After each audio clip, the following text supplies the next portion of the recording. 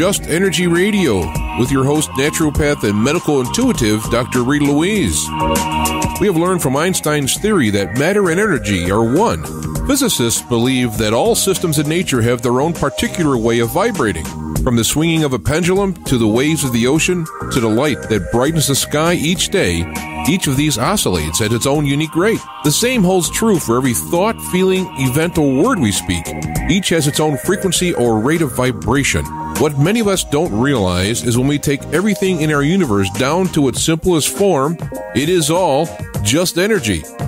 Join Dr. Rita Louise on a journey through time and space where past, present, and future collide. Today, what you believe may be called into question. What we want to know is, who made up the rules? Be brave and step outside the box. We are about to turn our world upside down and venture into the unknown. Hold on. We are departing our own beliefs and entering alternative realms. Enjoy the possibilities. Hello and welcome to Just Energy Radio. I'm your host, Dr. Rita Louise, and thank you all for tuning into the show today. Just Energy Radio is brought to you by soulhealer.com, where you can find out about all the products and services I offer, including medical intuition evaluations, energy healings, and psychic readings.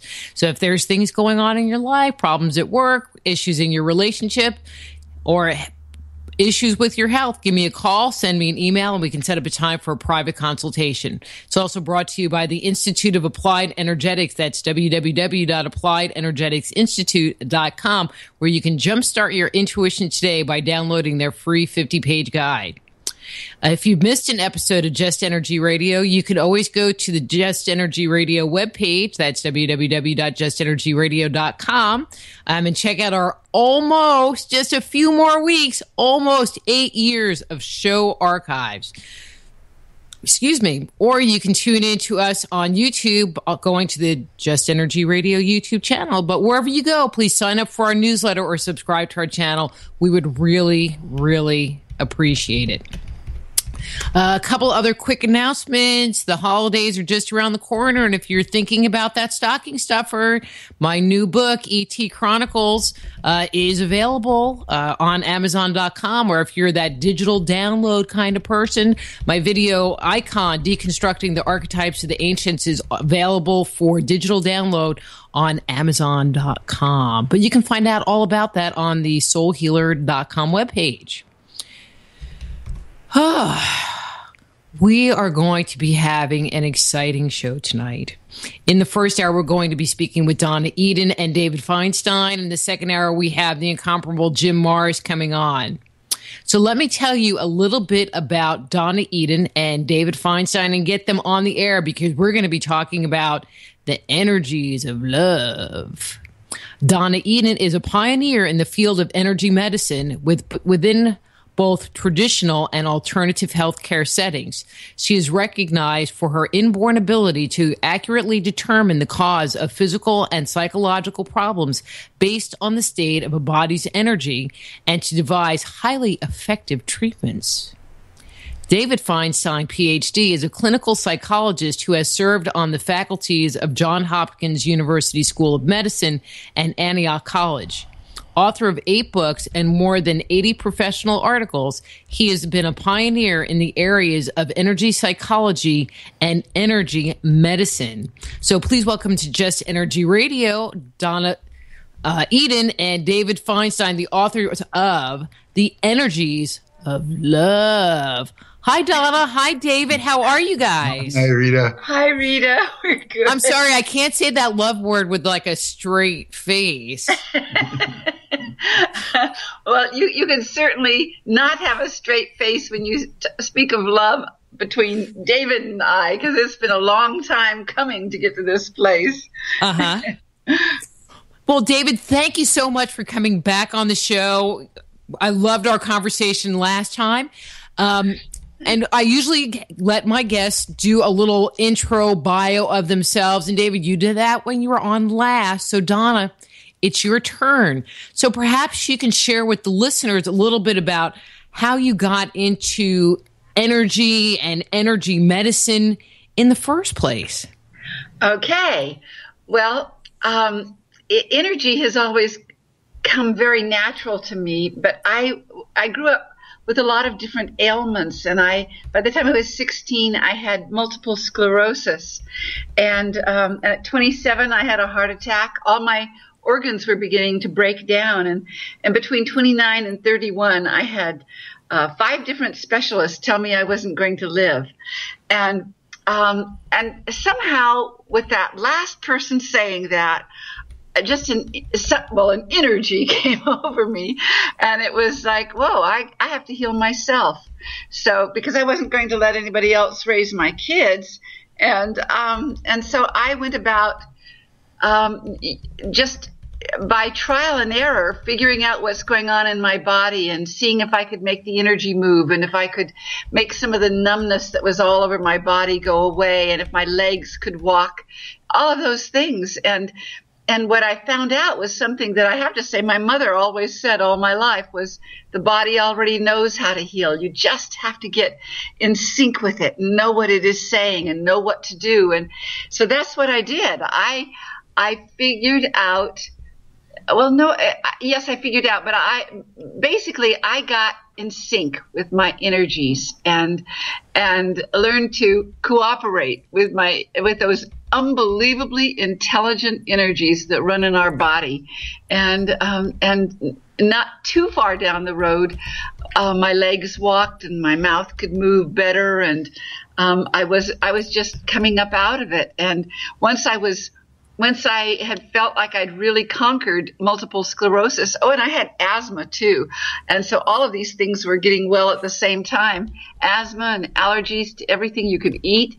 And when I felt like I was on the other side of all of this, I just wanted to share it with everybody under the sun. I wanted people to know that they could empower themselves and heal themselves, and that they did not have to take all of the medications that Western medicine tends to give. And so that was the beginning. I just was sharing it with everybody I could possibly share it with.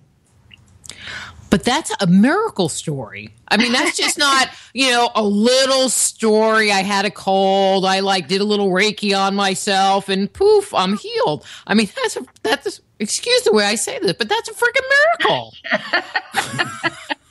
Well, what I have found out is that the body is a miracle, and it knows how to heal itself. And so it so behooves us all to learn these simple energy techniques that you can get better and better regardless of what's going on in your body. And it's just really important. And children from very early on ought to know how to take away their tummy aches or be able to learn better in school. Just flip the energies on in their brain. And so I've got a passion for this stuff. But that's just so great. And I could just go, we could sit here and spend hours just talking energy medicine, but that is not our goal tonight. Right. We're going to be talking about the energy of love. And I have to share this story. So when this is so bad. When I got married the last time, a good friend of mine, Thomas Nolan, good friend of the show, performed the ceremony, and he gave this little talk to us about the energy of love. And he said, there's love and there's love. And you can tell the difference of which is which, but I can't not say love anymore because it's just too funny. But in this situation, how would you describe love, especially in the context of where we're going in this show? Love means a lot of things, and it changes as a relationship proceeds. And what is really interesting in terms of the energies of love is that there is a connection between two people. It's a bridge of energy. And so if you think of each person as having an energy field, which is measurable scientifically, and that those two energies connect, and there is a new field created that is different from either the individual fields. And those two fields, I mean, this kind of sounds abstract, I know, but it's actually very palpable. And what Donna didn't say very much in introducing herself is that she sees energy. She did not, when she created her approach to healing herself, she had never before, it never occurred to her that she could use her ability to see energy for healing. But as she healed herself and then began to work with other people, this became a very important quality for her. So she can look at a couple and see the energies and see how where the energies are off, and see how where the energies between them might need to be repaired or might need to have the bridge strengthened. So there's that. So when we speak of energies of love, we really mean energies of love. and because the energy is palpable. Two people get together, and before you touch, your energies meet, and something is happening in that invisible plane between two people. And we know it in many different ways. We know it instinctively. We people certainly understand sexual energy, but it's much more than sexual energy. It is an energetic between two bodies and between two souls that is connected. So it's a very important dimension of what is happening between two people that isn't usually talked about. As a matter of fact, when David and I first got together, I mean, he was a psychologist, and so he was very used to figuring out psychologically what's going on. But that didn't help us at all, because the type of energy he is when he's under stress is a type of energy that sees precisely what I'm doing wrong or what somebody else is doing wrong. He can't see himself as well. When he's not stressed, he's very good at seeing himself. But that's an energy, a different vibration, a different frequency than I have. So I just began to fall apart in those early days because we were so different, and because he could articulate so well, even under stress, what was wrong with me, and but what I did was, on a particular day when I knew that we weren't going to make it because there was such an imbalance between us, it didn't matter how much our souls connected if we were so incompatible. But when I was leaving, instead I sat down and I did an exercise, and it took maybe, 30 seconds, 35 seconds. And when I stood up from this chair, from doing this exercise, all those energies that were very scrambled and disorganized inside of me were suddenly organized, and I wasn't crying anymore, and I won the argument. And that was the beginning of a change between us. That for David, it was seeing that, something else was going on beyond that psychological realm that he thought it was about. It wasn't that she won the argument. It was that she was able to come back and really meet me, and so that I was not overpowering her. And of course, when someone meets you that way, you're suddenly more engaged and more alert to what they're really saying. It was like when we would be in that argument, she would go into what we call her energetic stress style. That's the first part of the book really emphasizes the energetic stress styles that people go into, and hers is kinesthetic, which is very feeling and very, very rich in feelings, but the intellect goes out at that time. Whereas for me, when I go into that, my feelings go out at that time and my intellect plugs in, because we're programmed to trust one of four styles, and the style that we trust is critical for what happens when couples argue. And it's when couples argue that the really important parts of their relationship are negotiated, like who dominates, who has power, who who gets to really call the shots. And so she was at an disadvantage there. In fact, I mean, all of us have had that experience of feeling we're on completely different wavelengths than our partner when things are difficult between us, when you suddenly feel like, what happened to that bridge between us, that wonderful closeness? You can feel really disconnected. And well, the truth is, you are on different wavelengths, completely different wavelengths. And it's during those times of stress that you are more apt to judge your relationship as not being so great. But that is the time that if you have some tools to get out of that sensory style that you are in, that you can then build a bridge again and reach the other, that you really have hope in the relationship. You really believe it. I mean, I cannot tell you, David and I, we've been together 38 years, and those early years were tough simply because our energies were just not meshed. We were on completely different wavelengths. But you knew that if you could make it, it would be fantastic and the best partner you could possibly have, because we had that soul connection. But you finally get to a place for so many people, they give up because you can't fix it energetically. Well, that's what our book is about. It's about the energies between people and how those energies affect each other and throw you off and trigger you in ways you don't expect of yourself. But when you get that one handled, then you can sort of evolve to the next step and become a better relationship. And love actually gets better. It gets better when you can be very, very compatible energetically. So do you find yourself, I mean, the way you guys are talking, it's like, wow, you lasted 38 years? That's a long time. And it's like, wow, you're just figuring it out. Did you do that last year? No.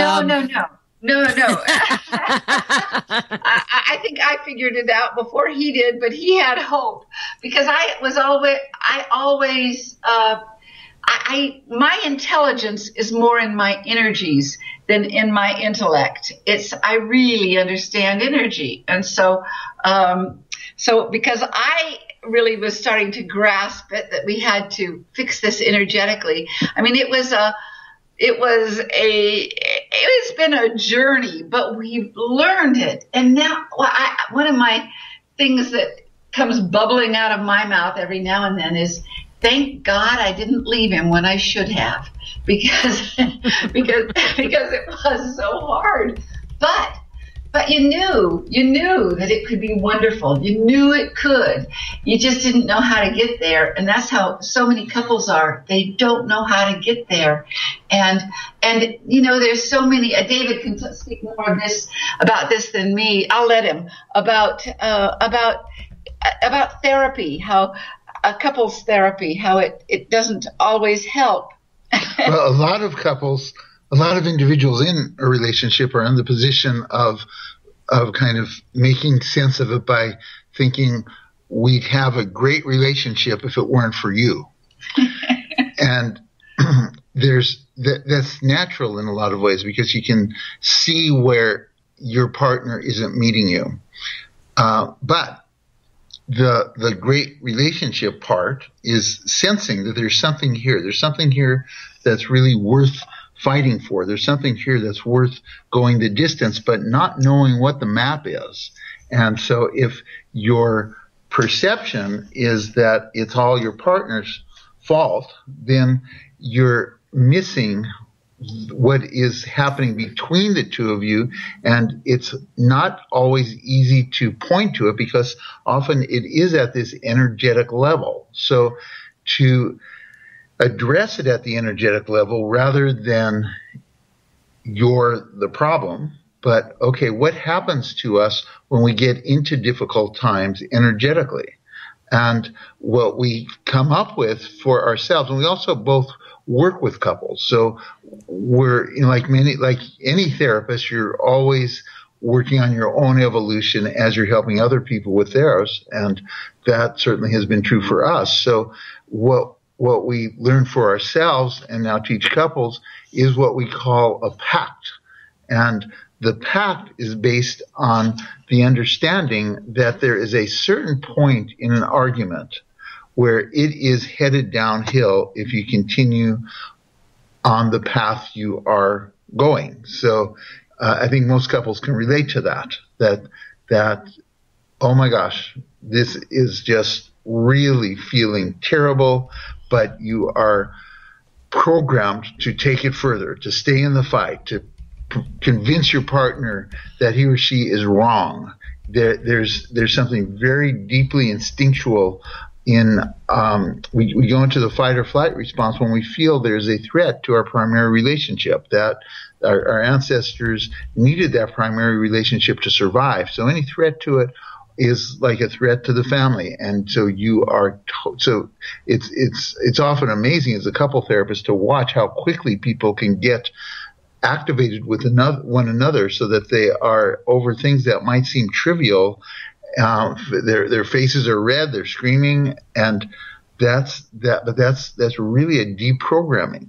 What we teach people is that before you get to that point, that you each be aware of when you're headed there, and either of you, the pact is that either of you can say, let's invoke our pact right now, and by pre-agreement, you both do it. And it's with the understanding that if you don't, it's headed where you don't want to wind up. So the pact starts with stopping, just stopping. And that's the hardest part of the pact. There's 4 parts to it, but that's the hardest one because every instinct in you doesn't want to give up or stop. Every instinct in you wants to prove you're right and your partner's wrong. So by stopping, now that's useless if you don't have something to do after you've stopped. And what we have to teach couples is that when they stop, there is a set of energy exercises that they can do that take them out of the fight or flight response, that shift their body chemistry, that make it possible for them to consider the argument from a larger perspective. Because when you're in fight or flight, your front brain really loses its ability to process information. So you're in your back brain mode. It's amygdala couples work. And so, Donna, maybe you can describe one of those techniques. Well, let me and actually, I just wanted to throw in, I love the concept of the pact. I like to call them safe words. Like I say this is what it means. And you just need to wrap around your mind that this is what it means. And there's an agreement that we'll make. And I'm going to share an example, not a relationship example, but with my husband. He didn't have a good memory, especially in the summer. I don't know. He got like this Alzheimer thing. I don't know what was going on with him. And I didn't want to nag him. That was not my purpose, but he would say, well, remind me. And so I would like call him up or I would send him these texts and they would say, hello, this is Wayne's brain. And Wayne's brain says, and he would know that this was me reminding him of what he wanted me to remind him of, and I wasn't nagging him. And it was just the funniest thing because it took it out of the, I'm nagging you, I'm blaming you, I'm doing anything to you other than keeping our relationship. And I love that idea. I've never tried that in the whole relationship dynamic arena. So that's like a new one for me. Right. That was really good. I enjoyed that. Well, let me just tell you how physical this thing is that happens when people are triggered really, really fast. You lose blood from your forebrain so much that if it's a really bad stress, you can lose up to 80% of the blood in your forebrain.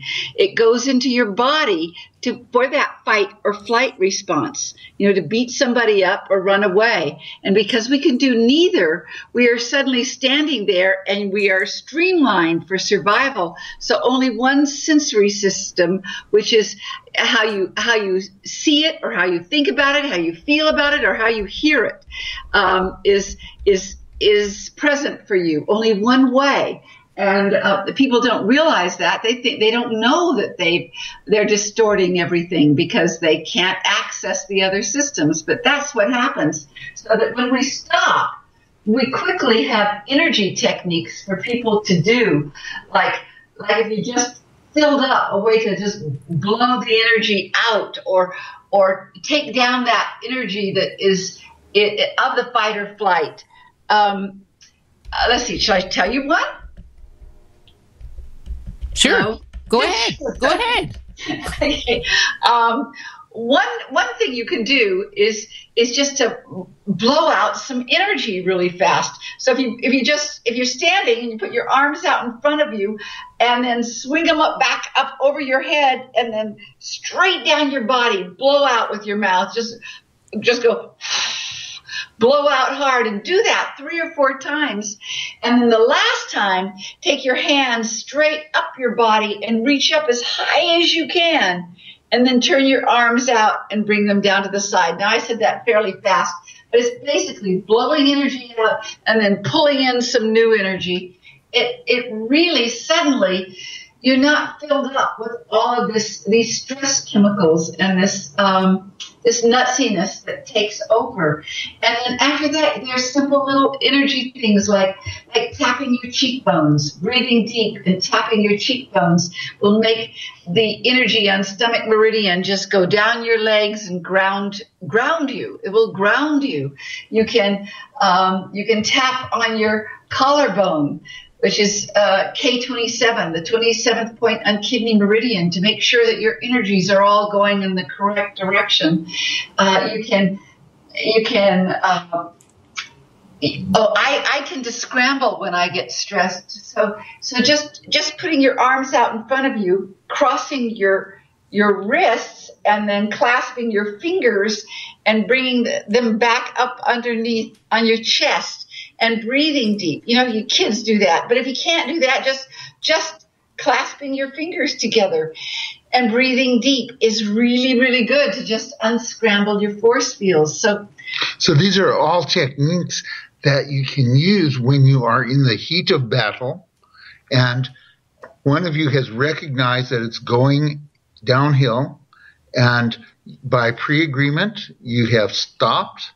And now you're not doing this together, though you might both be in the same room and doing it at the same time, but it's separate because you're working with your own body, your own energy. And that's the key here, is to then change those energies around so that you are able then to do the third part of the pact. And the third part of the pact is to reconnect now with one another energetically. So you're still not talking yet about the disagreement. What you're doing, rather, is that you are Donna's going to go turn that off. Sorry about that.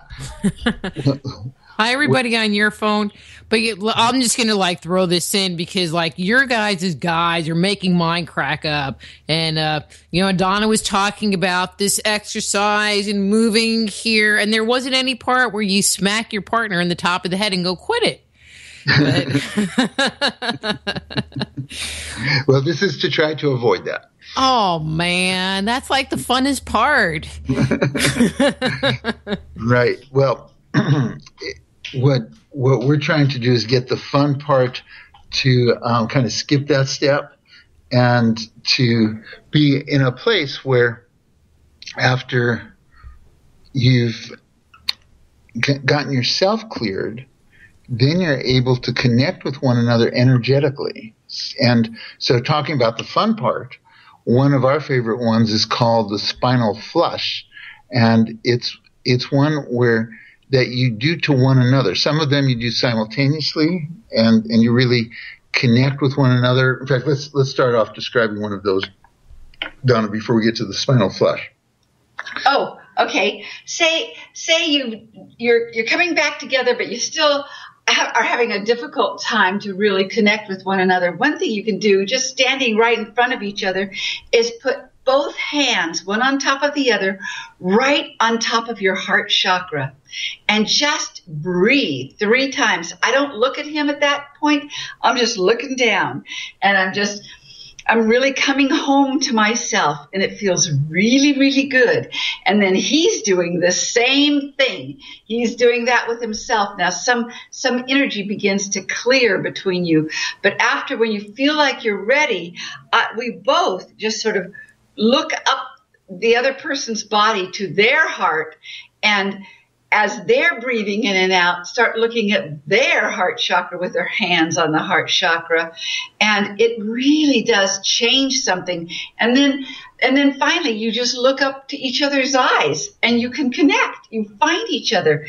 You know, what I would like to do is to talk about the different systems so that.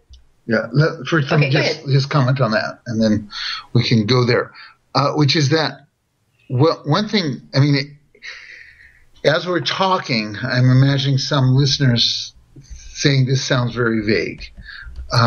But here are a few facts. One is that when a couple is in that state of fight or flight with one another, 50 years of therapy communication techniques do not work. You cannot use them then. And research has borne that out, that at that point, you need something different than empathy techniques, because you can't go there at that point. Now, the other fact that's very interesting is that the heart has the largest electromagnetic field of any organ in the body, much bigger than the brain's. And when two people are in proximity with one another, and they don't even have to be to know each other well, they can just be talking and not know each other well, but it's even more so when they're in an intimate relationship. The field of the heart of one of them measurably impacts the field of the brain of the other one, literally changing without talking about what's going on, just talking about anything or just being in one another's presence. So that's the dimension that we're working with these techniques, so that you are getting your heart aligned and your partner's brain aligned with one another, so that there really is a chance for some of the more empathy-oriented, communication-oriented exercises to have a chance to work. So at that point, when you have stopped, when you have gotten your own energy centered, when you have built an energetic bridge between the two of you, at that point, you can begin to use some of the communication techniques that are more well established. But we also add another dimension to that, which is that if you understand your style and you understand your partner's style, energetic stress style, you can make the connection much more reliably with one another, because there are certain things that don't work if you have a visual partner, or if you have a tonal partner, or if you have a kinesthetic partner. And there are certain things that do work that wouldn't work with a different type of partner. And interestingly, what are the different categories that we have? I mean, Donna talked a little bit about the kinesthetic partner, and I think I'm a kinesthetic. So. I'm going to talk about them, and you might be kinesthetic, but I have the feeling you might be tonal, because tonal has some of the aspects of kinesthetic. They are feelers, but their brains still work if you're in a heated argument. Here, tonals can be very analytical. They can they hear between the lines. They hear what people can't say or didn't say. So you pick up a vibe that is not just articulated. You pick up the vibe of all sorts of things. They pick up nuances and so you have feelings about all of these different things. A tonal, I think they have like sonar, and when they aren't stressed, you can trust that sonar. It's so amazing. When you are stressed, I mean, you can really suffer from what feels like put downs. You know, you can just pick it up that somebody is against you. Now, I'm not sure. I mean, you might be kinesthetic too. You're just no. That's so sounding nice. Pretty accurate. Yeah. Yeah. Well, sound is very personal to a tonal. And tones, the tones that somebody uses, far more than the exact words. I've always said that if I was going to ever get into therapy again, I would be in therapy with a tonal, because I can lose my words. As a kinesthetic, I can lose my words and what I was about to say and forget when I'm really, really stressed. But a tonal doesn't need my exact words. They pick it up. And so it's very, very comforting to a kinesthetic to be with a tonal. And but a tonal really, when they're very stressed, they really want their partner to listen to them, to hear what they're saying. And it's painful if they don't. Now, David is a digital, and he can be he can be calm, cool, and collected, and very even computer-like. He can be very correct, and feelings can just really throw him off because he goes up into his head. Now, at other times, he can access all of the systems and be very feeling, but when he is that stressed, he gets more logical, orderly, programmed, rational, reasonable. And what is wrong with that? And he can also be righteous, because a digital their stance is, I'm right. I am right. And so that they don't really want to be in an argument with you. They want to, they believe you're going to finally come around, but they're not going to leave their position. I learned a long time ago that crying only hurts my case if I'm trying to reach him. So a visual is that person who sees precisely what you're doing wrong. They blame and they criticize, but to them, they don't see themselves as blamers. They just disappointed that you're not getting what is so obvious that would really help the situation. They see what's wrong with you and they enlighten you about it. Yes. See, David usually people have their strongest one and that they go to under stress. And then they have a secondary one that when it's not so stressed. So David is a digital and a secondary visual, which really, he has that whole thing locked up of I'm right and you're wrong. Visuals can get picky, and they come off as looking really powerful because it's all about you. The energy is really thrust onto the other person, and they project. And they are also righteous. I'm going to come back to a tonal just a minute because tonals can also blame, by the way, but they are blaming for different reasons. They're exasperated that their partner isn't hearing them, or they can get frustrated. But okay, so the next one is who did we miss? A kinesthetic. A kinesthetic is a feeler. And they're almost too empathic because they really suffer for the other person. And so they can make the other person, they can be enablers. They can be enablers to the other person. But feelings really are the facts for a kinesthetic, is what feels is the major thing. And they are very much in the now, whereas a tonal can live in the past. You know, they're whatever hurt them in the past, they have a hard time getting rid of.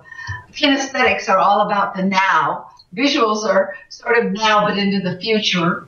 And digitals can go all over the place. And Digitals can be in the present, the past, or the future, but not feel any of them. And what was so amazing for me was in Donna being kinesthetic, me being digital when we go under stress, but also that, part of our way of thinking is mine is more digital than hers. Hers is more kinesthetic than mine. And she announced one day to me that feelings were facts. This was an extraordinary revelation because I think facts are facts. The facts are the facts, right? The feelings, maybe they color the facts a little bit, but the facts are the facts. For her, in relationship, the feelings are what matter. It's the circumstances, anything else is irrelevant. It's the feelings that matter. And this was extraordinary to me. But as we were they fighting words? Yes. The feelings are facts. Come on. But for her, the facts are what your partner relies on when he's wrong and is trying to argue you out of your feelings. So see, I knew I loved you, Donna.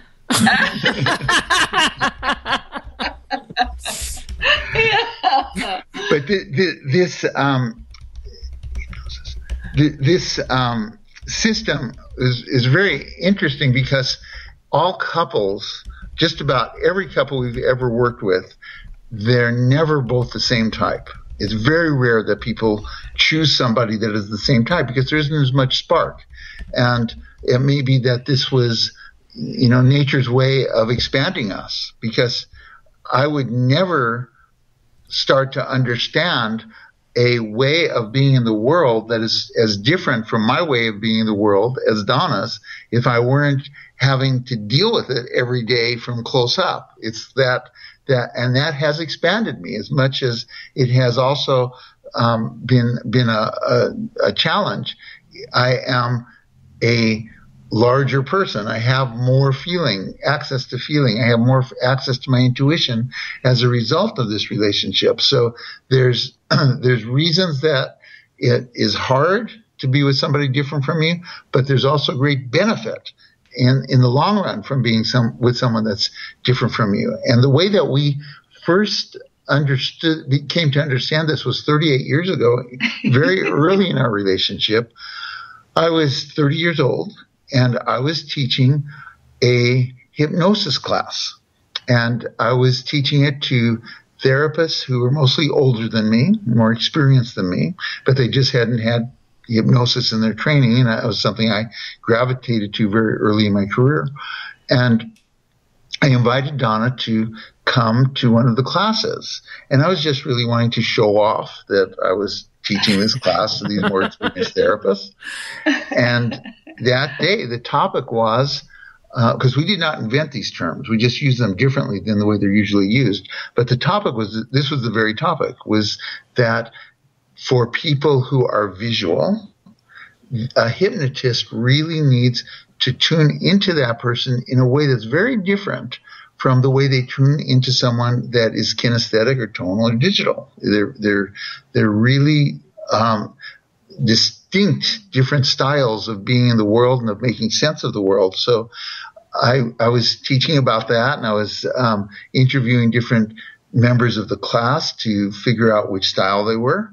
And then it was time for the break, and Donna comes over and says, there's a physical test that I just kind of devised in my mind for determining whether a person is a kinesthetic, visual, tonal, or digital. And I said, no, you can't. There's no physical test is going to do that, because these are psychological differences. They're not physical differences. They're psychological differences. I like that intonation. I can feel it. Yeah. So I was trying to enlighten her about where she was wrong and didn't understand. And she was undaunted. I was hoping that she would just, say something about my teaching prowess or something, but no, she has to put in this whole new idea. And so when I informed her that these are psychological differences, she said, let me show you. And she pulls over somebody from the water cooler, and she does this test that it's basically what people know of as a muscle test from kinesiology, from chiropractic or whatever. We call it an energy test. And she was able to determine which energetic stress style this person was, and it was exactly what I'd come to by interviewing them. So then it was time for the class to start again, and that's all people wanted to talk about.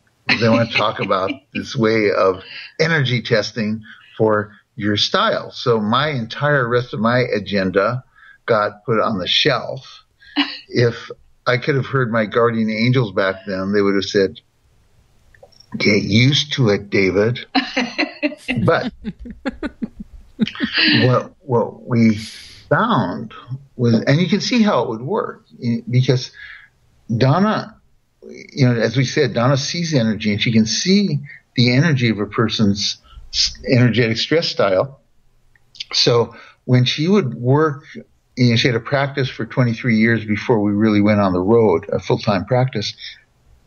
And when she would work with a pregnant couple and then be there after the birth, she would be able to tell the couple what style the infant had. And then 16 years later, when the infant was now a teenager, it was very evident that she was right. So these styles are built in. They're born into the body, into the psyche, into the actual brain structure. So they're not learned. And because they're not learned, they also can't be unlearned. So you can't hope that your partner is going to change. You can't hope that your partner is going to be the style that you are. What you can do is learn how to really dance with your different styles and take advantage of the differences so that they enrich both of you rather than pull you down the rabbit hole. I guess in dealing with this, the word that comes to me, both in listening to the exercise that you've talked about and then in this discussion thing, that neutrality is really the key. Repairing your own personal boundaries so that you can reconnect as two whole individuals in a neutral place to talk about what just happened. Yeah. That's true, except that what happens, neutral stays neutral very short amount of time, because suddenly, you are feeling happy about the other person. You are in a more loving, exuberant place. It is fun when you get to the other side, and but you can talk to it.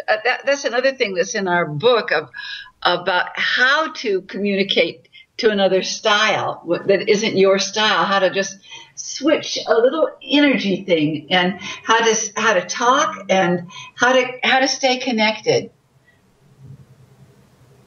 And there's no sticks involved, huh? Frying pans. No sticks involved. Right. So that's just one of the systems. We also talk in the book about the elements. Everybody has a different element that is their rhythm. Their rhythm is different, just their natural rhythm. We walk different, we talk different, what we gravitate to is different than our partner. All of these things make a difference, but you can really learn to not only like yourself better, but do a real dance with your partner so that you get happier and happier the older you get. So the pact is not just an agreement of the steps that you will take when things get tough. It is an informed agreement which is based on understanding your partner's style and what the pitfalls are in communicating with that style, what the pitfalls are in communicating from your own style, and getting yourself calm enough so that your front brain is back online so that you can use those maps and use them effectively. And that's basically when we were writing the book, we knew that we had our own model that we developed over the years that we wanted to teach about how to work with energies. But we also knew that there has been so much has been learned in the last 20 years in about couples. There are brain waves change over time in a relationship. So if you use an imaging device like an fMRI or a PET scan or just simple electrodes on the scalp, that when a couple is newly in love, the brain waves have a very different pattern than if it's a 30-year relationship that is still deeply in love. They're very different parts of the brain are activated when a person thinks about their one they love. If someone is been jilted, what happens in the brain? We know a lot about all of this, and so we wanted to incorporate that. We wanted to incorporate what's been learned in couples therapy. 50 years ago, couples therapy was basically doing individual therapy with two people in the same room. And that didn't work very well. The research was not encouraging on that. But what we've learned is how to create experiences with two people in the same room that really begin to shift the neural pathways in their brains so that so we want to put the book into that context of how much is known now about working with couples. And we had an overwhelming amount of information. And what we did was we realized that there are really three sections, three categories for understanding how to work with yourself as a couple. And those three were, number one, the inherited aspects of love. And that's what we've been talking about, because these energetic stress styles are inherited. As we saw with Donna looking at newborn babies, that is there. So that part of the book is teaching people how to understand their own style, understand their partners. It gives you a lot more empathy for yourself as well as for your partner, to really understand that this is how your brain works. This is kind of how you respond under stress, and to have ways then to not only not judge your partner, but also to reach your partner. So that's the first part. The second part so the first part is inherited aspects of love. The second is learned aspects of love. And the learned aspects of love go all the way back to the first days of life, where your relationship with your caregivers is building neural networks that will last for the rest of your life if nothing comes along to change them in a significant way. So how you respond when you have a need that's not met. Some people go into panic. Some people get very creative to find out how to be with the people around them to learn how to meet that need. And so these basic patterns are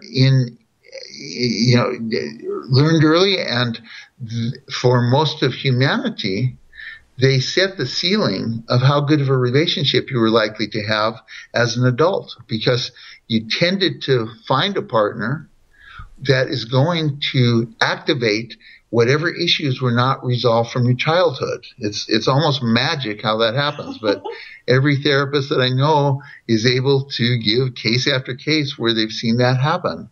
So people find from across a crowded room just the person that's going to push their buttons, and so if they don't have the tools and skills to really heal what is from their past, this just becomes a source of tension in the relationship.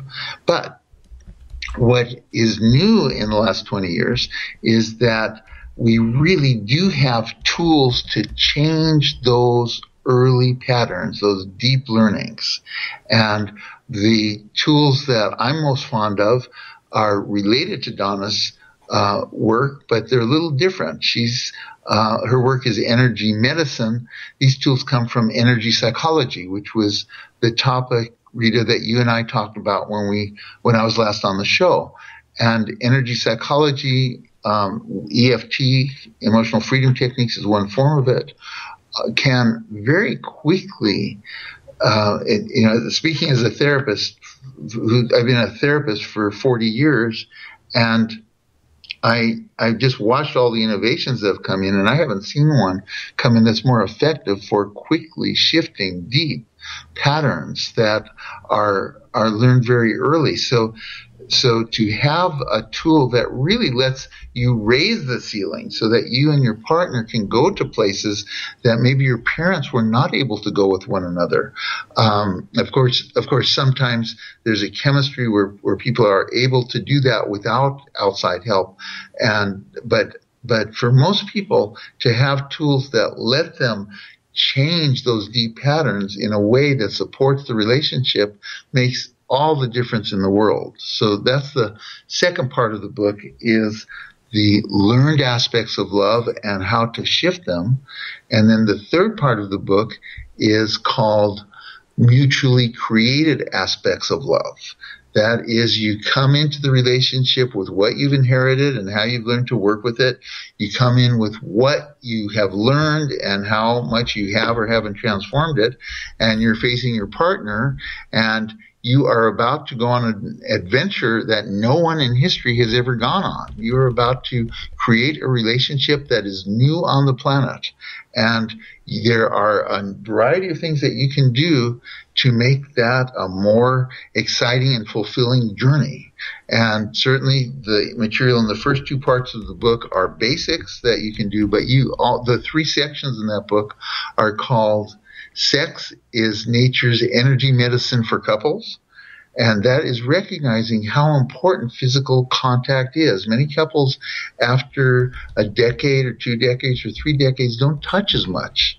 And yet a 7-second hug actually gets serotonin and oxytocin going enough that it starts to build more of a bond between you. So just simply hugging on a regular basis is energetically feeding the relationship.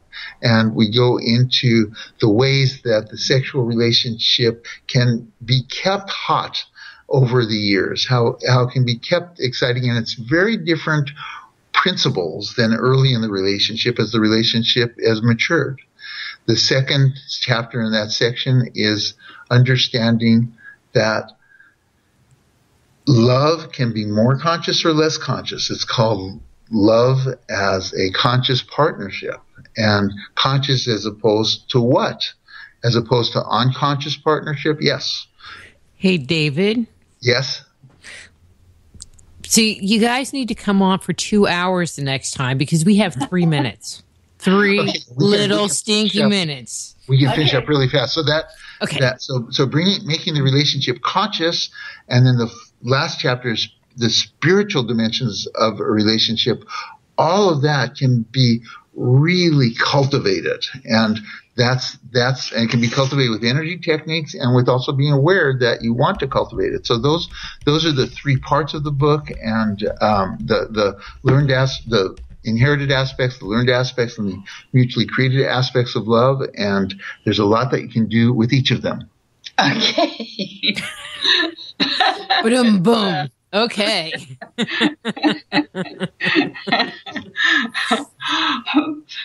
So in these last minutes, maybe we'll just tell people a little bit about how to learn more if they want to. That would be great. Are you teaching any classes on this topic? We are, but you can see what we're doing on our website. The next one isn't for isn't until next October that we're doing a really longer one on the topic. But our website shows what we're up to, and also there are classes that are on videotape that people can get. So if they will go to theenergiesoflove.com, theenergiesoflove.com, there's a lot of information about the book. There's information about the different video classes, and then from there you can also get to our main website, which is learnenergymedicine.com, And so those are the places that people can really find out a lot of information about the resources that we have to offer. And what I want to say real quick is that it may have sounded like, well, there's an awful lot of work to do. The truth is, it gets easier and easier and easier, so that life is easier. You find that you can be true to your own rhythm, and that rhythm is true to your partner's rhythm too. And you just get healthier. You get more vital. It gets easier. It gets so much easier. The other side of that is that there's a lot of work to do if you don't use wise techniques with each other. Because that's hard work. That's hard work, and that's not any fun. But life is a lot better when you engage the energy systems in your body to make your life better. Well, okay, we are going to end on that note. Thank you so much for coming on to the show. And I look forward to having you back on.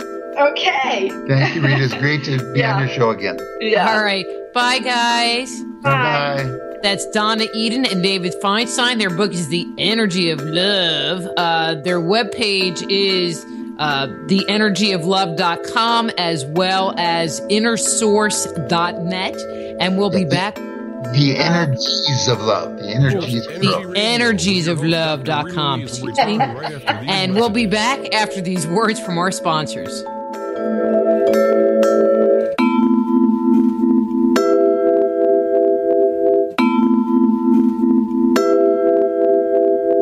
You're listening to IRN, the Inception Radio Network, Chicago, Illinois.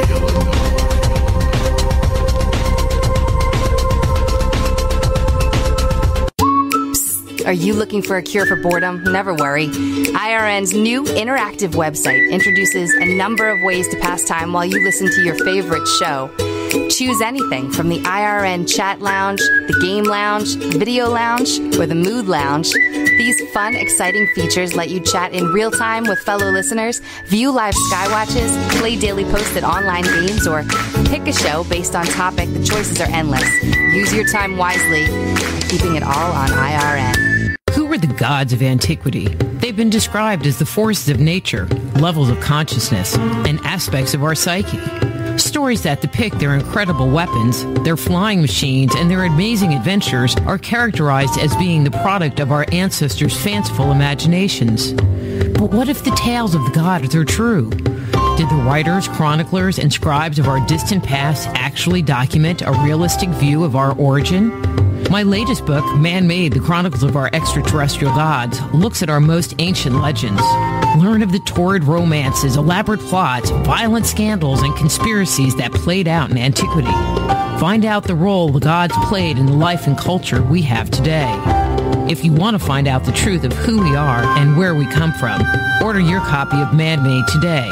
For more information, go to www.manmadethechronicles.com. That's www.manmadethechronicles.com. Hello, Inception Radio Network listeners. This is Amanda. Remember, you can take your Inception Radio shows on the go. Just download the Inception Radio Network app for your iPhone, iPad, or Android smartphones and access live shows, past shows, guest lineups, and much more. Just visit the iTunes Store or the Google Play Marketplace and download it today for free.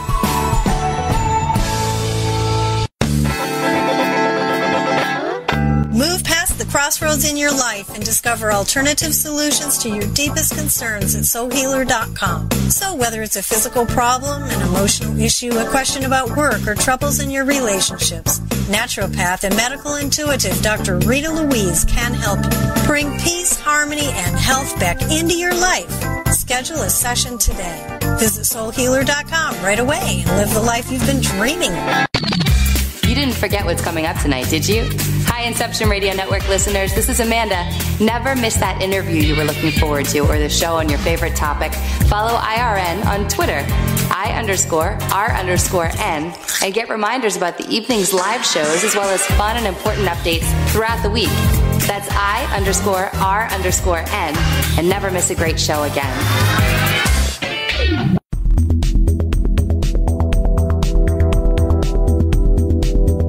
We only have a couple of seconds before we have to get back to the show, and I want to tell you how you can jumpstart your intuition today. Using my free 50-page introductory guide filled with simple, revolutionary, and proven techniques, you can ignite your intuition and tap into your inner wisdom, all from the comfort of your own home. The Institute of Applied Energetics is the leader in online home study instruction for those interested in becoming a certified medical intuitive, intuitive counselor, or energy medicine practitioner. Now is the time to transform your life and take it to a completely new level. Discover who you are and how you work. Open the door to the world of intuition, health, and healing. You can jumpstart your intuition right away by going to www.appliedenergeticsinstitute.com and downloading our free guide. Get the opportunity of a lifetime and live the life you deserve. Download your free Jumpstart Your Intuition guide today at www.appliedenergeticsinstitute.com and begin living a life filled with passion and purpose.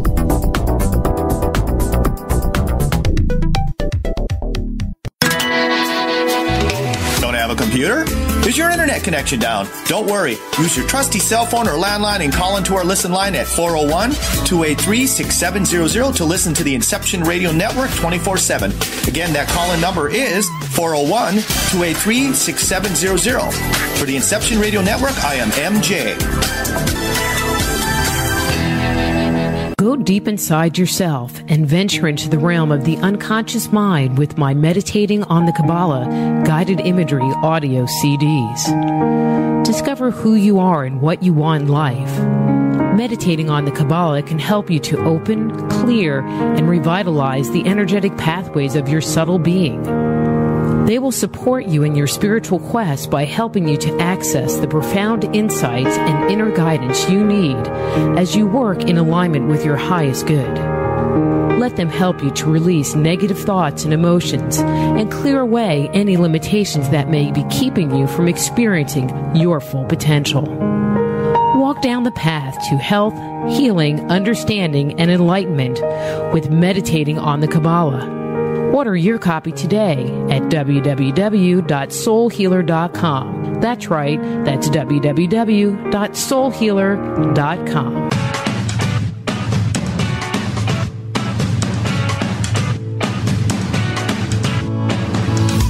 Hello, Inception Radio Network. Would you like your favorite show to be played again live on air?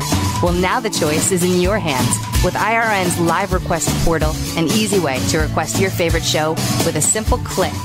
IRN's live request portal now gives you exclusive access to all the shows. How easy is it? Simply type a show name or a guest name, click request, even write a dedication message, and that's it. Try it now. Simply visit InceptionRadioNetwork.com, click on the live request tab under the show menu. Now playing your favorite show is just a mouse click away.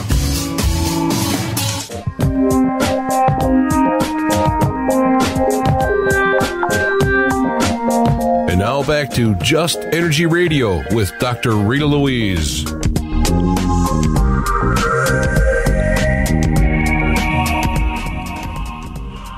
Hello and welcome back to Just Energy Radio. I'm your host, Dr. Rita Louise, and thank you all for staying tuned to this hour of the show. Just Energy Radio is brought to you by the Institute of Applied Energetics. That's www.appliedenergeticsinstitute.com, as well as soulhealer.com, where you can find out about all the products and services I offer, including medical intuition evaluations, energy healings, or psychic readings. So please do go check out the website, sign up for our newsletter, or if you listen to the show on YouTube, please do subscribe to our YouTube channel and show your support. In this hour, we're going to be speaking with Jim Marrs about his book, Our Occulted History, Do the Global Elite Conceal Ancient Aliens? Let me tell you a little bit about Jim and get him on the air. Jim Marrs is an award-winning journalist and author. After graduating from the University of North Texas with a degree in journalism, Marrs worked for and owned several Texas newspapers before becoming an independent journalist author. Marrs is the author of the New York Times bestseller Crossfire, The Plot That Killed Kennedy, the basis for the Oliver Stone film JFK, and ruled by secrecy. His in-depth interview of the UFO phenomena, Alien Agenda, is the best-selling nonfiction book on UFOs in the world, having been translated into several foreign languages. He's a frequent guest on several nationwide radio shows, talk show programs, and television programs.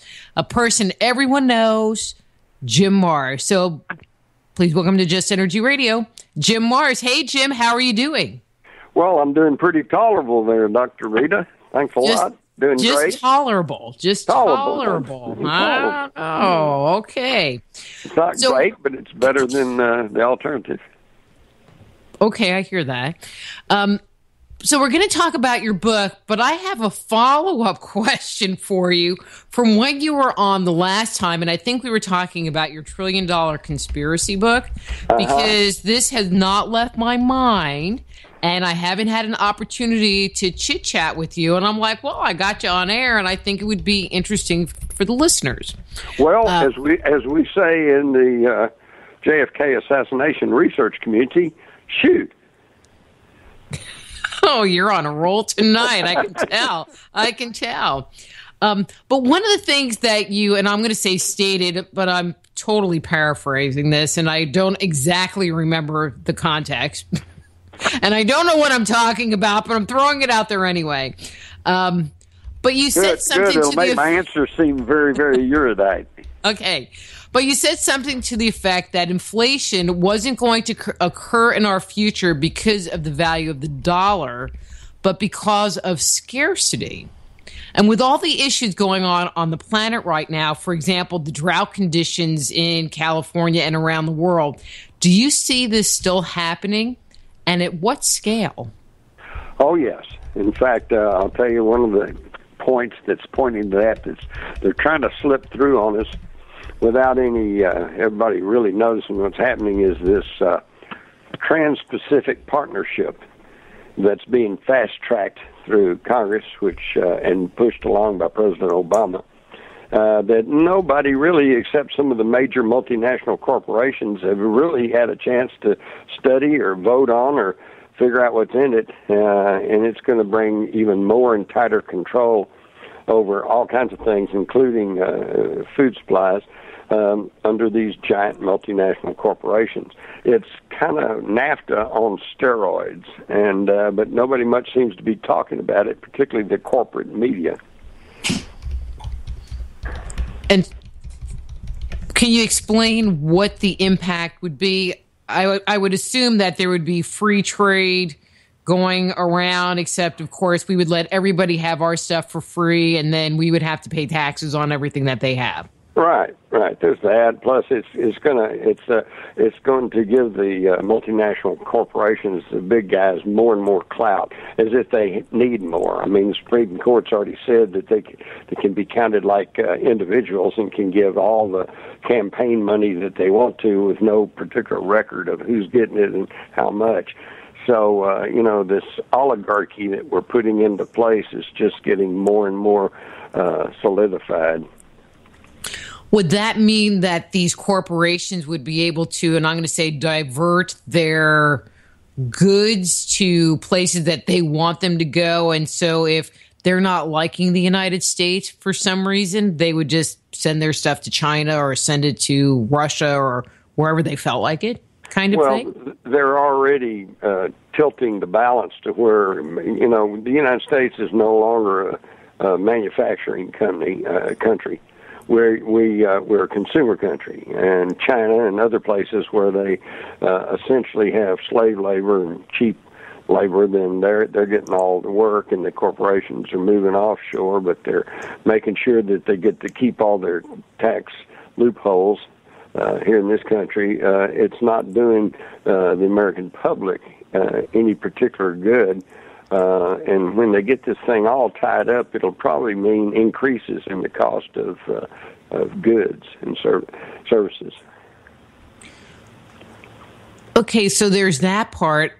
And the reason I'm asking, there's all of this drought stuff that happened, and then they were killing cows and pigs, and the almond orchards weren't producing, and there wasn't I mean, it just seemed like just the drought, just taking that one little piece means that next year, the food supply in the United States is going to be really limited or much more limited than it has been in the past as well.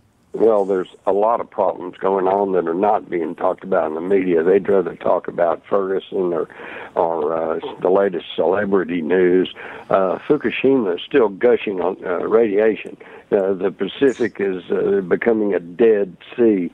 The oil spill in the Gulf has never completely been cleaned up or even stopped. They're still spraying Corexit down there and dumping all that oil down towards the bottom of the Caribbean, and it's becoming the Gulf of Mexico, and it's becoming a dead body of water too, pretty much like the Mediterranean. And then water, of course, is getting more and more scarce anyway. California, as you say, is experiencing drought conditions, and what a lot of people are not being told is that they're already in critical situation because they're already using some of their reserve aquifers, which are going down, and when they're gone, it's gone. So I mean, we got a lot of things going on, and unfortunately, it's not really being discussed in the corporate mainstream media. Well, I just fear, housing prices will go up in Texas because all those California people will move here. That's right. They got to go somewhere, and I guess we could hold a bunch in Texas for a while, but it's what I've noticed over my lifetime is that when a lot of people are clumped together in a huge big city, and they have problems with traffic and crime and pollution, and they say we got to get out, so they all move out to some clean, pretty little suburb, and all they do is bring all that with them. And before long, those little suburbs are overbuilt, and they're suffering from crime and traffic congestion and pollution. Taken as a whole, this Trans-Pacific Partnership and what's going on with Fukushima and what's going on in the Gulf and the drought issue and all of these issues, when would you guess, your best guess estimate, that this might come to a head? I mean, we're already seeing food prices rise. I do think it's interesting that gas prices are going down, but I think that's more of a placation to the American people. But they'll wait till the height of the holiday season when everybody's trying to get out on the road and trying to go visit relatives and do last-minute shopping, and they'll probably run the price up again. I, a long time ago, gave up trying to figure out how they figure the gasoline price at the pump. But let me give you some good news, though. See, okay, we like good news. There's a lot of interesting and good things happening. I'm in touch with people that are working hard on free energy, and they think if they had the proper government support and or funding, that they could come up with all kinds of alternative energy that's non-polluting. There's a whole revolution fixing to happen because of this 3D printing, which most people don't really understand, including me. I'm not very technical, but I do understand that they now have the capability of scanning any object and then duplicating it through 3D printing using plasticized materials that can be really hard. I know the government is already working to try to pass laws against making a gun with 3D printing. Now, 3D printers are now down really, really good ones for maybe $1,000, $2,000, and it's estimated within a few years they're going to be down around $500 to $200. And you can have a 3D printer in your own home, and you can make your own gun. You can make your own controls, and you can make your own machinery, and you can do all kinds of things. That's going to revolutionize everything. And because we can decentralize and we can take the monopolies away from some of these multinational corporations, and we could start working as fully aware and awake individuals working mutually and cooperatively to have better communities. And that's on the horizon, but you're never going to hear about that in the corporate control mass media, because their job is to promote fear and anxiety and dissension and keep everybody at each other's throats, so that we don't understand the 1% that's trying to run the world over our heads. You know, that 3D printer is making me think of like a replicator from Star Trek. Yeah, exactly. That's how it works. And, of course, if we can kind of do that now using expensive printers, well, then, you know, a few years, think about how cell phones, how much they cost when you had to buy the big unit with the antenna and a hand speaker and everything that you carried in your car, and now everybody's got one in their pocket. I mean, you know, as they perfect it and as it gets more and more sophisticated, there's going to be more and more power to the individuals, okay? And that's really a good thing. But again, you're not going to hear much about that out of the mass media, because they are geared towards the masses, and they are run by people who really don't want people to know that there is a possible good future coming up. They want to keep people scared and agitated and fighting with each other so they can maintain their power and control. What a world. All right, Jim, we're going to stop on that line. We're going to stop on that line, and we're going to shift gears, because we could keep talking for our little hour on that. Well, it comes back to our occulted history, actually, because let me quickly point out that in my latest book, Our Occulted History, I use the term occulted. Let me assure you, this is not a book about witches or vampires or zombies or anything we normally would think of. But that's what all my questions were about. People normally associate that with the word occult. No, in occulted, I use it in the astronomical sense, okay? When the moon eclipses the sun, it's called an occultation, and it simply means that it hides or masks the sun. So when I say our occulted history, I'm basically saying this is about our history that has been hidden from us. And it's really it's a fascinating subject when you get into it. In fact, I'm always trying to remind people, always question human origins. We've got various religions that give you various stories. You've got various cults that tell you that it's something moving on the shell of a turtle. You got all kinds of weird things going on. But the bald-faced fact is, we really don't know where we came from, why we're here where we are now, or where we're going. And that is some of the most fundamental questions that we should even have. And yet we have records from all around the world that tell us and lead us to answers to those questions. For example, one of the common threads in all of these ancient stories from these primitive cultures and ancient cultures is that at one point, and this is from the Aborigines in Australia to the Native Americans in the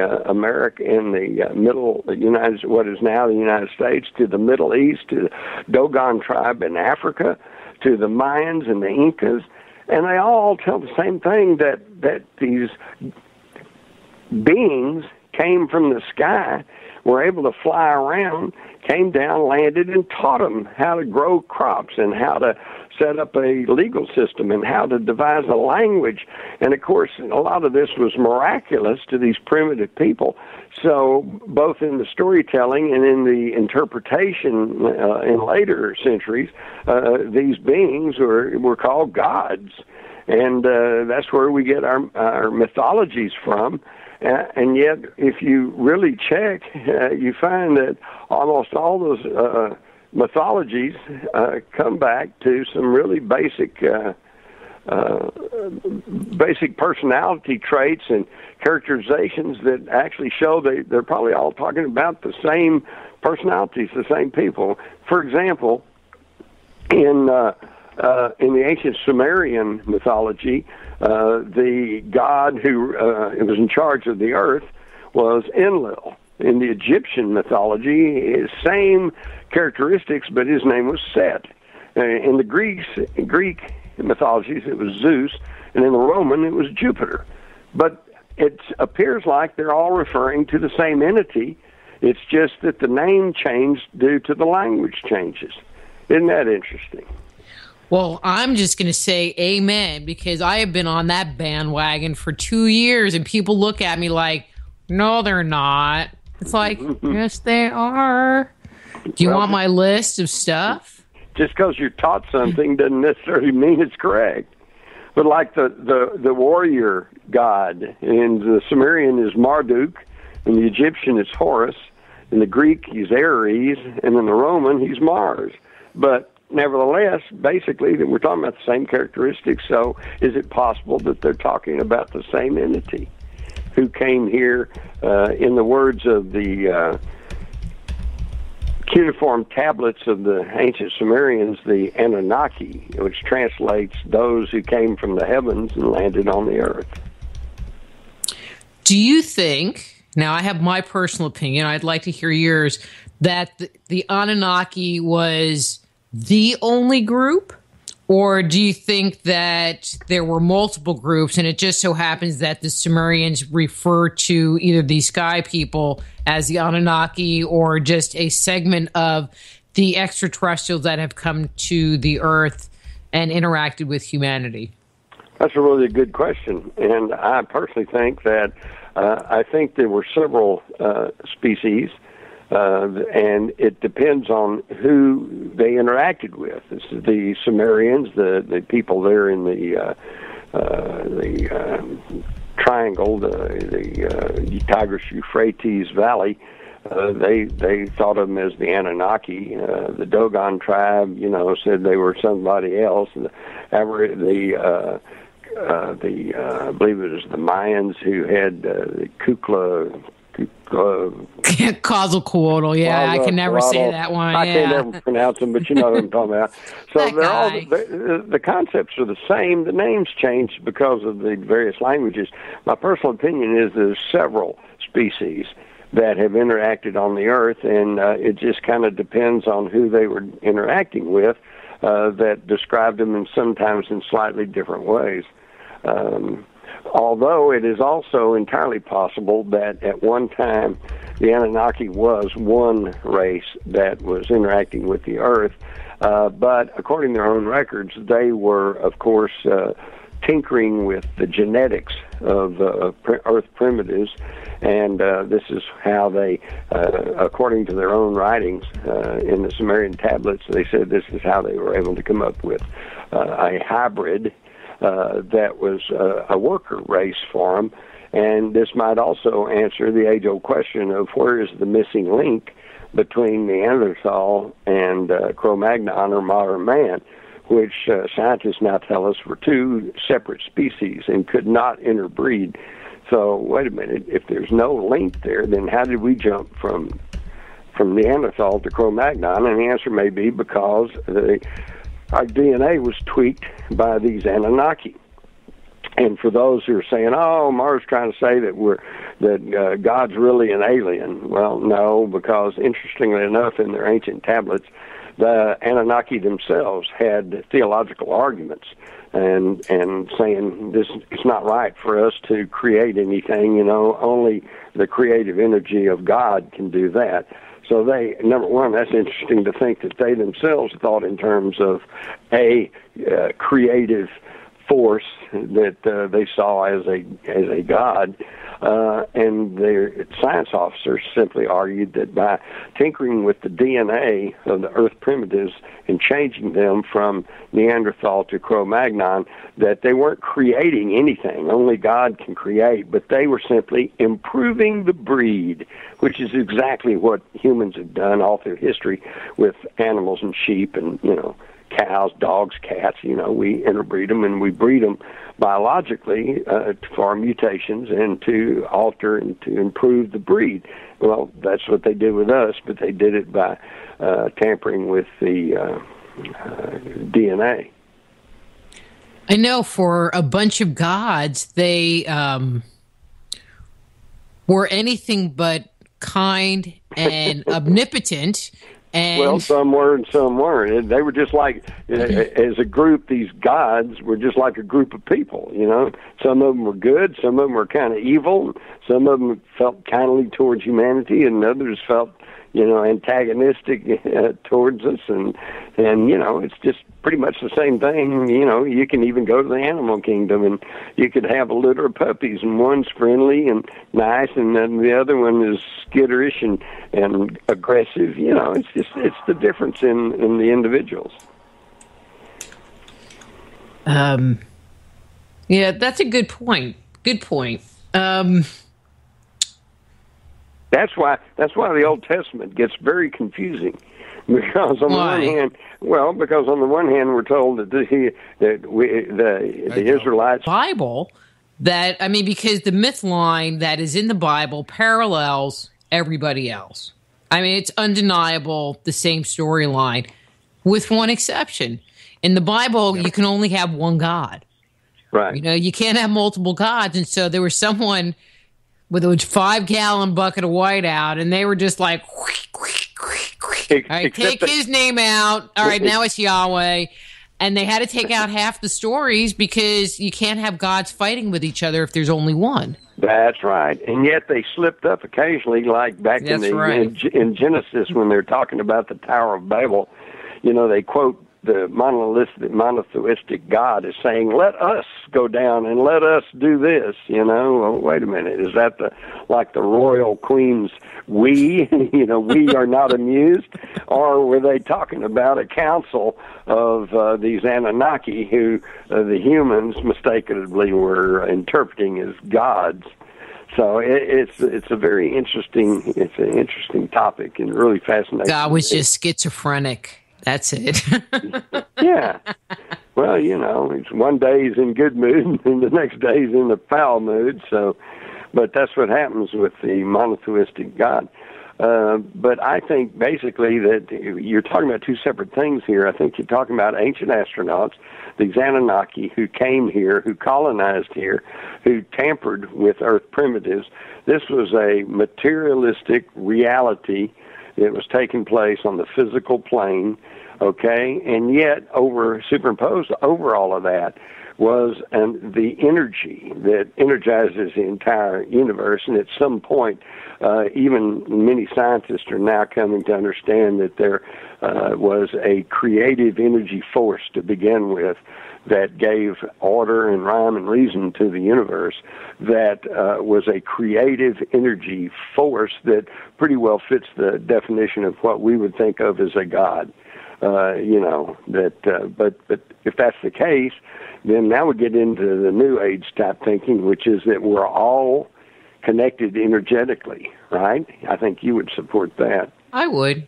Yeah, and so we're all just facets of this energy, sentient energy package that collectively could be called God. In fact, we see this reflected in our own technology. In your computer, you have what they call bytes and bits, just little bits of electrical, magnetic energy.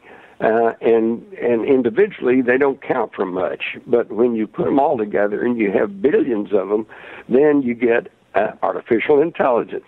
And you get a machine that's capable of doing mathematics and of solving problems and all like that. So you just, so I think that we can see that it's the combination of all these little bits of energy that create the artificial intelligence in our computer. Well, then we, as individual sparks of energy, collectively form a sentient energetic mind that's pretty much knows everything and is part of everything. Pretty well fits the definition of God. Well, and I like that example, and I might steal it. I don't know. I'll have to think about that. Go ahead. But that is a really good example. I probably stole it from somebody. But it's true, isn't it? But I think people can wrap their mind around it, because I've always heard it referred to as like the rays of the sun or the points off of a star, the drops of water that collectively form the ocean. But I've always had a hard time correlating the ocean with a sentient, mind. But with the computer, it does kind of put it in perspective, because we are all the bits. We are all individual bits that collectively form the conscious universal mind. Well, I'm sorry, they keep talking to me about network issues, and it's just like, stop bugging me, guys. Deal with it. Trying to deal with God here. I'm dealing with God. Oh wait, Jim Morris, that's godlike. But let's shift gears here. What are your thoughts on the possibility that the moon is hollow, or that other planets or celestial bodies are hollow and housing ETs? Well, for one thing, if you look at the moon called Iapetus, Iapetus, it's a moon of Saturn, and it's really incredible because, number one, it has a swirling two-tone coloration, a very distinct dark side and a light side that kind of swirls in an S, and looks for all the world like the famous yin-yang Chinese symbol. In fact, it's been called the yin-yang moon, and even better than that, there appears to be a ridge, a mountain ridge, right around the equator of Iapetus, that like sections the thing off from one side to another, and then this huge crater up on one side, and it looks for all the world like the Death Star in Star Wars. And this is just one of the moons of our solar system that some people have suspected may be an unnatural object. But then when you get to the moon, our own moon, the idea that it's hollow, on November the 20th, 1969, Apollo 12 sent their lunar module, ascent stage, dropped it off, and it went crashing back onto the surface of the moon. And it created an artificial moonquake. And the officials at NASA said that ultra-sensitive seismic equipment that had been left on the moon showed that when this thing crashed into the moon, the moon reverberated like a bell for hours, which could only be possible if it was like hollow. We also know that the center of gravity, thanks to ground-penetrating radar, is off center on the moon. It's about 2 miles off true center, which means that if you have a center in the ball, it's off center, and then ball is not going to roll straight across the floor. It's going to wobble all around. So the moon should be wobbling around in its orbit around the Earth, and yet it's in a near perfect circular orbit right around the equator and stationary, with one side always facing the Earth, which is pretty much impossible for a natural object. And the only way that you could actually explain how that could be, and by the way, it just happens to be the correct distance from the Earth, that when there is a solar eclipse, it completely covers the corona of the sun perfectly. So it's at a perfect distance there to cover the sun during the eclipse. Now, the only way you can explain it being in such an orbit is that some intelligent force parked it there, But then, of course, this shows our circular thinking, because we all know there's no such thing as aliens, but we know the moon's been there as far back as we know, and we know we didn't put it up there, so we just won't talk about that. And they don't. Well, and that was something that I was thinking about. If these celestial bodies were put into place by extraterrestrials, it was long, long before our current history. Right. We know that from mythology and even from the Bible, it says God put the sun, the moon, and the stars in place. Mm-hmm. And so is it possible that is referring to them putting these planetoids in their proper location, or in the location we see them today? Well, there are certain ancient records that tell of a time when there was no moon in the sky. Okay, I haven't found that one. Yeah. It tells that they put them in the sky, but I don't know that I found any that said that there wasn't one in the sky. I think I wrote about that in our cultured history. It'd take me some time here to go dig that up. But meanwhile, I'll give you my own. Go ahead. Well, I'll give you my own personal story. I once had the opportunity to sit down and talk with Dr. Edgar Mitchell, the sixth man to walk on the moon. Mm-hmm. And I just asked him point blank. I said, Dr. Mitchell, what do you feel about the idea that the moon is hollow? Well, he starts kind of laughing. He says, the moon's not hollow. But then he continued and he said, of course, we do know that the heavier materials are on the outside and the softer materials on the inside, which is kind of strange.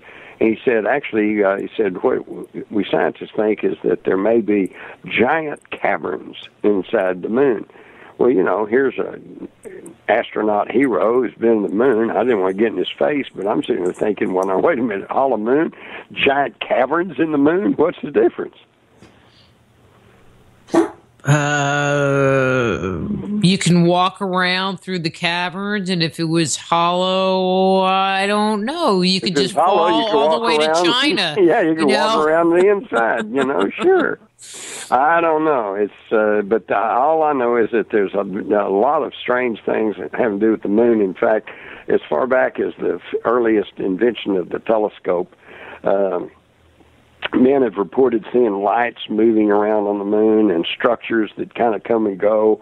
In the early 50s, as I recall, there was a story that actually began running in the New York Times about the fact that they saw what appeared to be like a bridge between these two craters on the moon, and they would get other astronomers to take a look. They saw it too, and it was there for several weeks, and then all of a sudden it wasn't there anymore.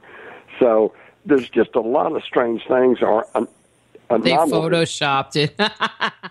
They didn't have Photoshop in the 50s. But there's just a lot of anomalies about the moon, like the shard. This is some kind of object that is builds upwards to almost a mile off the moon's surface. And they photograph it. There are NASA photographs of it, but nobody knows what it is. Even the Apollo 11 astronauts, Armstrong and Aldrin, a day before they landed on the famous moon landing in August of 1969, newspapers were reporting that they were telling NASA control about a bright light that they could see emanating from inside a crater near Aristarchus. And, they hypothesized that must have been due to volcanic activity. And yet, after we got to the moon, studied it all out, now the idea is that there is no volcanic activity on the moon. So what produces light that these astronauts saw?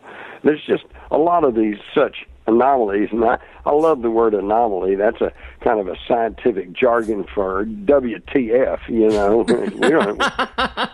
we don't know what it is. And we don't want to. So we don't really want to know. It may throw our whole cosmology into disrepute, What do you think about the people that claim that there are bases on the moon and that we are making active trips up there, and Obama's been to Mars, and I mean, some of the stuff I find a little fantastic. Where do you weigh in on some of that stuff? Well, I'd have to say that's in my huff file. Okay, my huff file is when I get information and I go, I don't know if it's true, I don't know if it's false, so I put it in my huff file and file it away to see if I get further information that either confirms or denies this thing. And as far as we have bases and we have a secret space fleet out there, yada, yada, I myself have talked to a Navy commander who claims that he's made a trip to Venus, okay, and happen to know, and of course you've got the experience of that guy who hacked into the Pentagon computers, McKinnon, who is still hiding out over in England, because they want to bring him back over here and put him in prison for life because he hacked into the Pentagon computers, Gary McKinnon. And yet the Pentagon admits that he didn't do any damage. And McKinnon said he was simply looking for proof of the existence of UFOs, and what he found was our secret space fleet, the names of ships, the names of officers and personnel that are up there manning them. And now, whether there's any reality to that, I don't know, but it's interesting that they're trying to extradite McKinnon and put him away in prison, even though by their own admission he didn't do any harm to anybody. And if all that's just hogwash and there's no such thing as our secret space fleet, then why are they so hot to extradite him and put him in prison? Okay, we have Neutron in the chat room that wants to know if China's recent moon rover has found anything on the moon that NASA has hidden from us. Not to my knowledge. I was kind of keeping my eye on that myself to see if they would come back and go, hey, what I often wondered was, what if they go to the Apollo 11 landing site and there's nothing there? But frankly, I haven't heard it. Well, I haven't heard anything, so I don't know. That doesn't mean they haven't found anything. It may mean that we're not being told about that too. But as at this point, I'm not sure that they found anything. But that's kind of an interesting little point you brought up. Has anybody looked at the photos to see if our space debris and our garbage that we left on the moon is there? Good question. Because there's the whole controversy. Did we go there in the first place? Exactly. Well, I know that they have bounced signals off of a repeater on the moon and gotten it back. And they say this is proof that the signals on Apollo 11 and the other Apollo missions actually came from the moon. But then when I talk to scientific people, they remind me that all you had to do was put a repeater, broadcast transmitter on the moon, and it would bounce back whatever you send it. And so you could always send messages back to the Earth saying, here we are, we've landed. And it would indeed be coming from the moon, but it would have originated on Earth. I don't know. There's just some questions there. I personally feel like at some point we did go to the moon, although there is an increasing debate over how we were able to go and navigate through hundreds of miles of the Van Allen radiation belt without any serious consequences. And one of the theories is that we never left low Earth orbit. And one of the arguments for that position is the fact that we claim we went to the moon 6 times, but we've never gone back. Why not?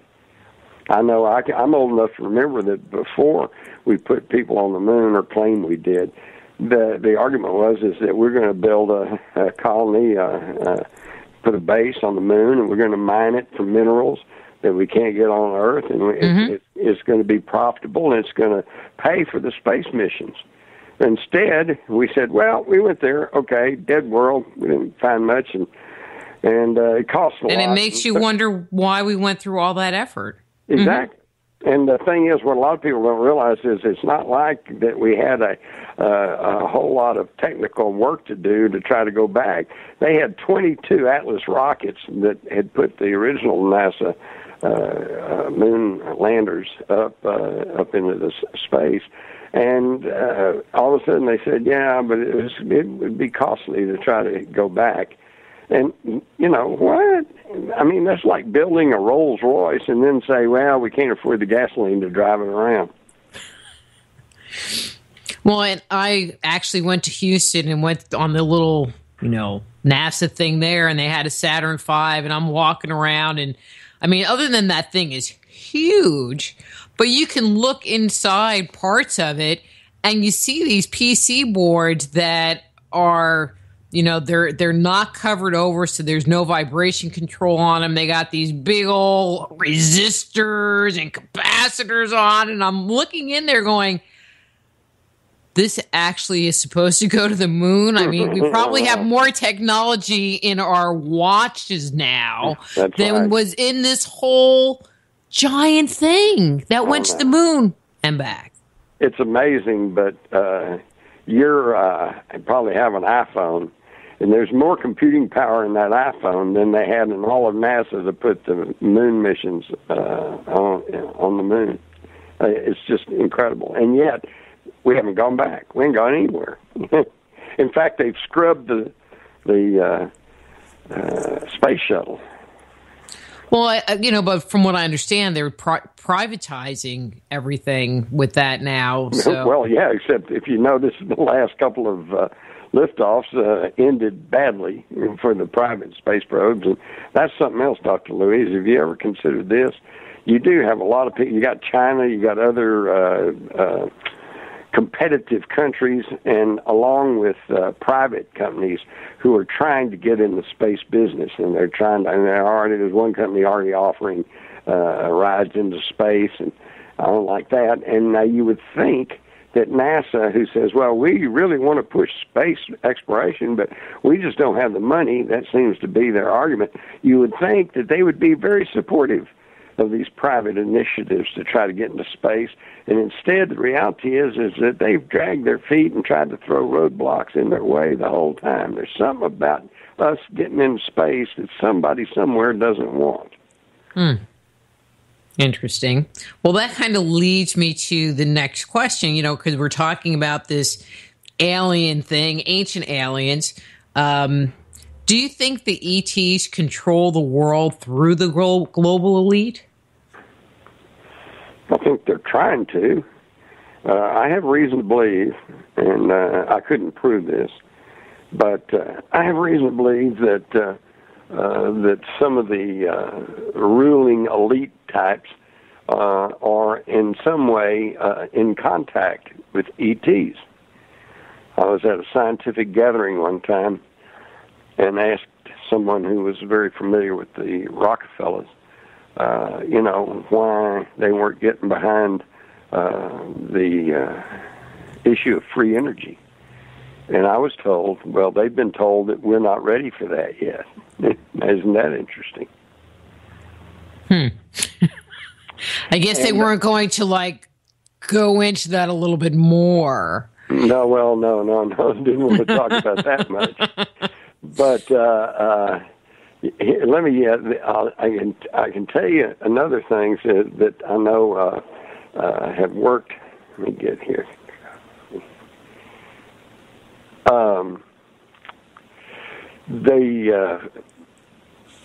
There was a former Canadian Minister of Defense, Paul Hellyer, who has stated that there have been different alien species visiting the Earth for thousands of years, and that some can even pass for human.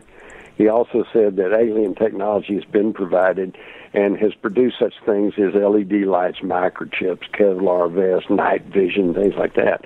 Again, Dr. Edgar Mitchell, sixth man to walk on the moon, has publicly stated that non-humans have visited the Earth and provided technologies.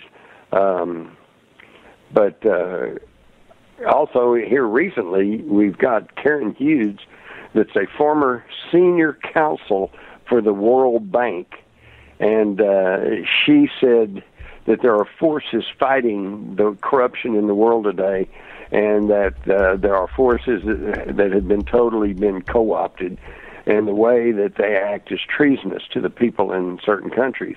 And she said the group that's one of the groups of these is hominoids, but they're not human beings. She said they're very smart, but they're not very creative.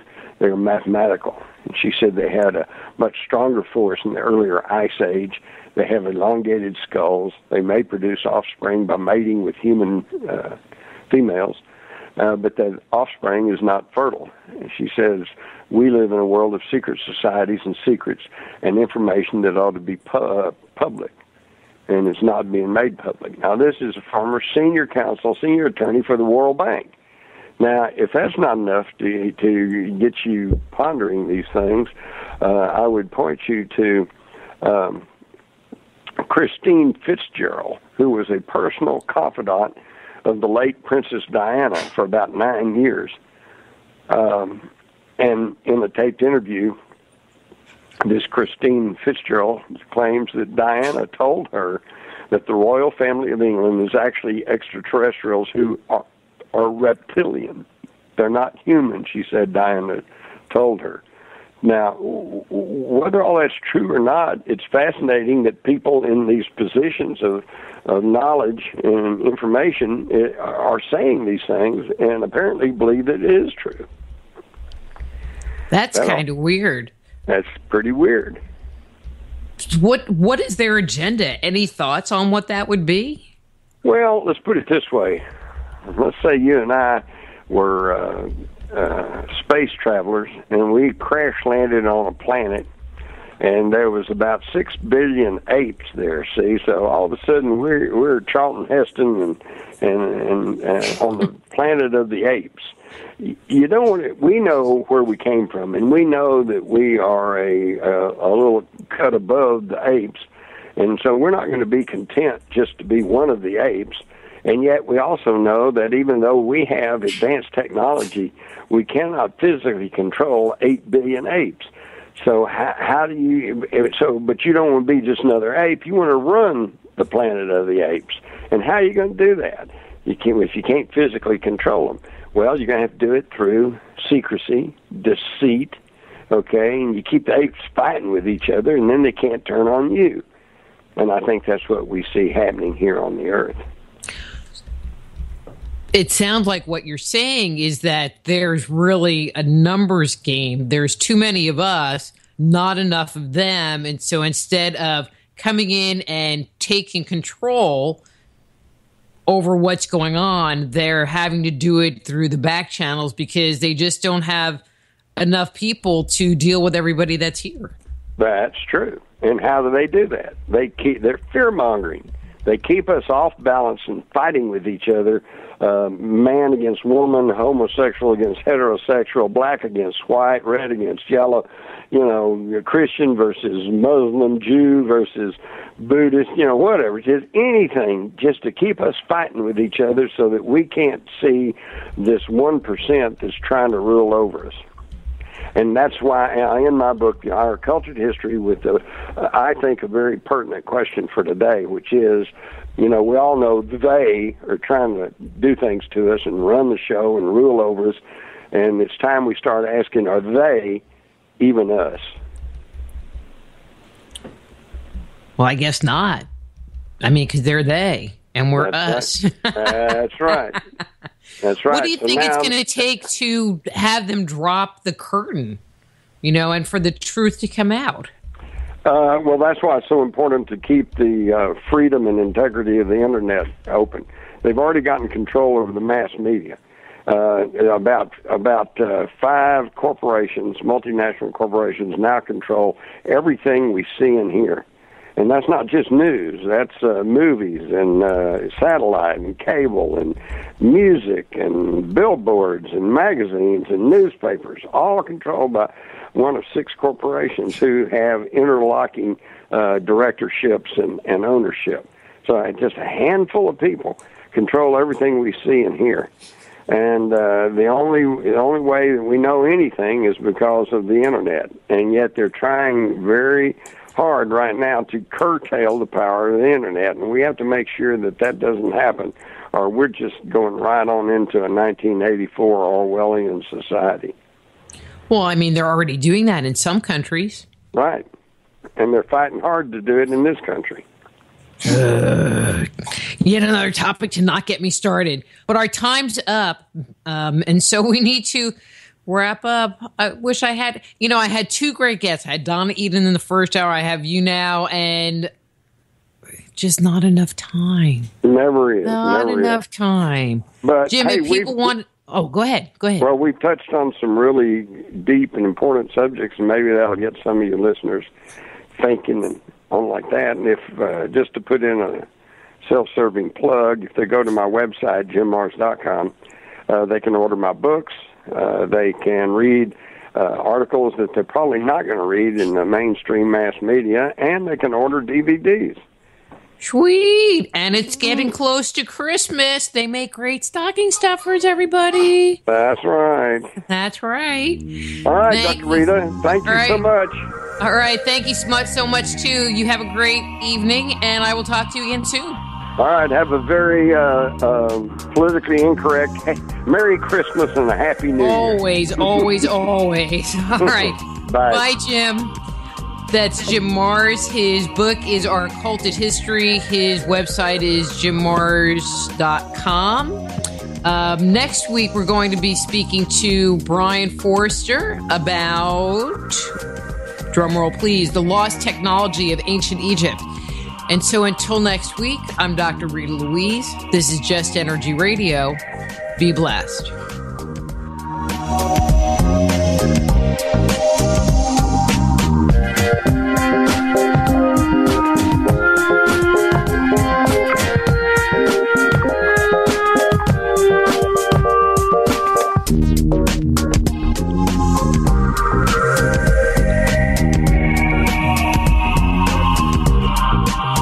Join host Dr. Rita Louise each week at this time for Just Energy Radio.